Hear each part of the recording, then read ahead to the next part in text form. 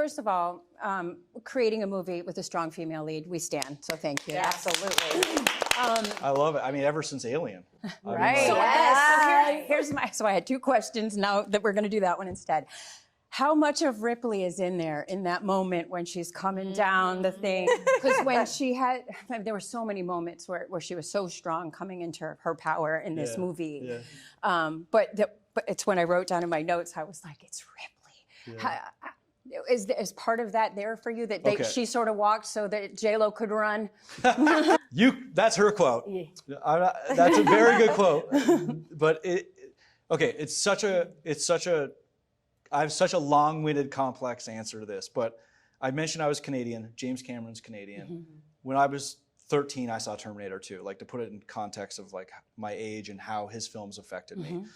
And when I saw James Cameron as a kid, I was like, oh wait, Canadians can go to Hollywood and do this? Like, it never crossed my mind.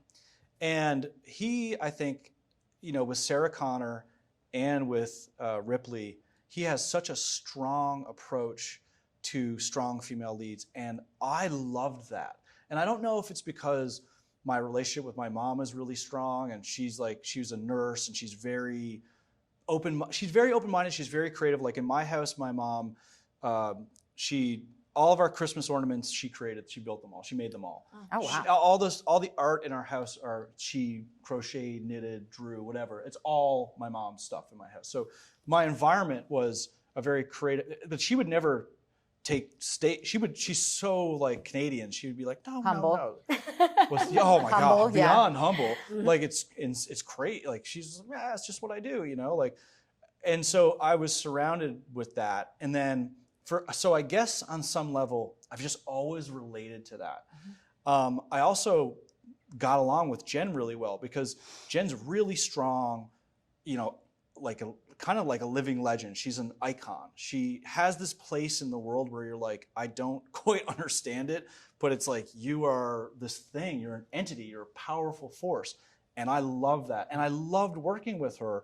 And I think it's because we're both very direct and very supportive. And, I never looked at it as like, this is the continuation of Ripley, but I also am very aware that I loved those movies. And by the way, that's how the script got to me, because I would tell anybody who would listen, I really want to do a strong female lead movie, because my intuition told me I'll be very good at this.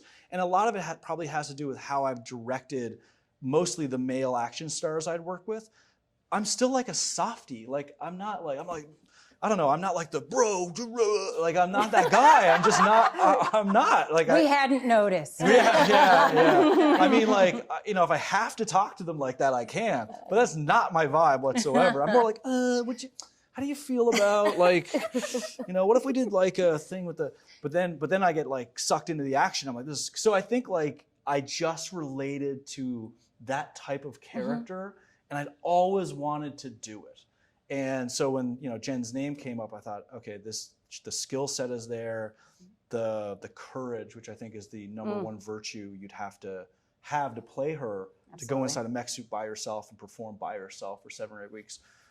She had all of that in spades, so it was like, it was super exciting. Well, thanks for doing it. Yeah, no, let's do it again.